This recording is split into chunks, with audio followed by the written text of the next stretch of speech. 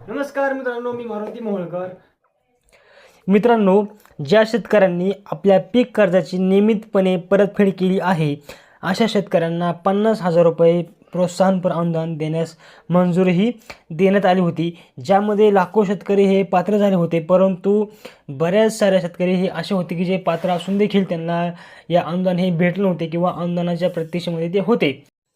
तर अशा प्रकारे पात्र असूनसुद्धा ज्यांना लाभ हा देण्यात आलेला नव्हता आणि अशा शेतकऱ्यांसाठी एक अतिशय महत्त्वाची अपडेट ही आलेली आहे. तर तीच अपडेट आज आपण या व्हिडिओच्या माध्यमातून पाहणार आहोत.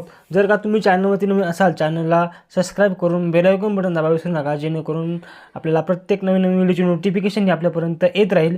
चला तर व्हिडिओला सुरुवात करूया.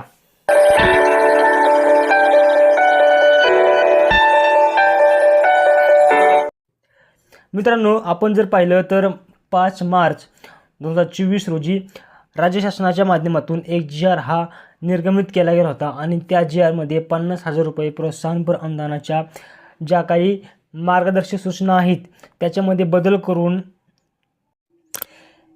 एक शुद्धीपत्रक हे काढण्यात आलं होतं आणि ज्यामध्ये कोल्हापूर जिल्ह्यातील एकापेक्षा अधिक म्हणजे एकापेक्षा जास्त वेळेस ज्या शेतकऱ्यांनी पीक कर्ज घेतलं आहे, म्हणजे त्याच्यामध्ये ऊस उत्पादक शेतकरी असतील किंवा वर्षातून 2 वेळेस म्हणजे 2 हंगामामध्ये ज्यांनी पीक कर्ज घेतलं आहे, तर असे जे शेतकरी आहेत तर अशा शेतकऱ्यांना परत आणि नियमित परतफेड करणाऱ्या हे जे शेतकरी आहेत त्या शेतकऱ्यांना असे जे बाद केलेले शेतकरी आहेत त्या शेतकऱ्यांना अनुदान वाटप हे केलं गेलं नव्हतं.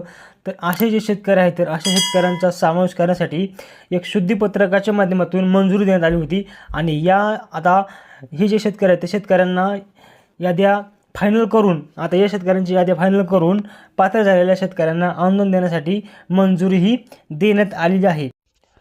तर मित्रांनो, हे जे अनुदान आहे तर हे अनुदान 10 एप्रिल 2024च्या कालावधीपर्यंत शेतकऱ्यांच्या खात्यामध्ये जमा केले जाऊ शकते अशी प्रकारे शक्यता वर्तवण्यात येत आहे. तशा प्रकारचे अंतिम यादी देखील फायनल करून उपनिबंधक कार्यालयाच्या माध्यमातून याची प्रक्रिया सुरू करण्यात आलेली आहे आणि या संदर्भामध्ये 5 मार्च 2024चा जो काही GR आहे तो GR तुम्ही या ठिकाणी पाहू शकता.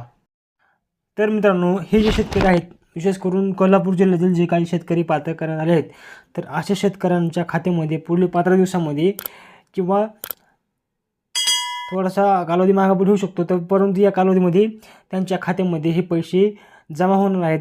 साधारणतः त्यासाठी एक 8 दिवसाची मुदत देण्यात आली आहे, परंतु उशीर झाला तर 15 दिवसाच्या आतमध्ये त्यांच्या खात्यामध्ये हे पैसे जमा होऊ शकतात.